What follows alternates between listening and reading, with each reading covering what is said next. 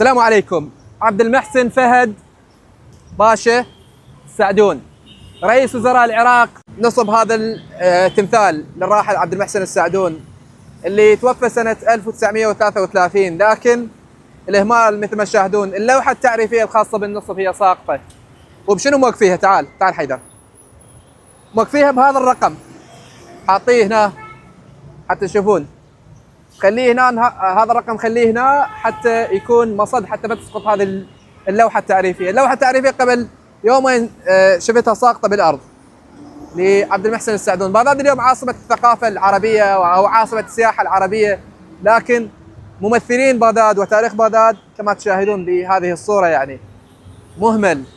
المشكلة الكبيرة اللي نواجهها دائما في النصب اللي تتحدث عن شعراء سياسيين وزراء غيرهم من الشخصيات التاريخية اللي حكموا بغداد في يوم من الأيام واللي ساعدوا بنهوض وإعمار بغداد، للأسف يخلون التمثال أو النصب ويتم تركه ومغادرته بشكل تام. بعد 10 سنين 20 سنة ما يصير أي عملية إدامة أو عملية صيانة لهذا التمثال.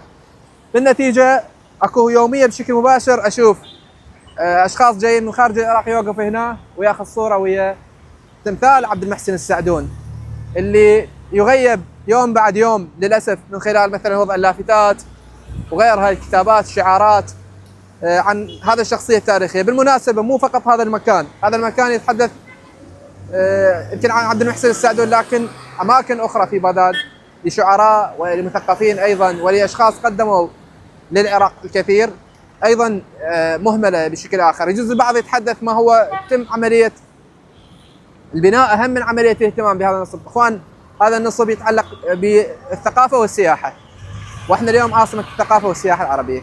تحياتي لكم.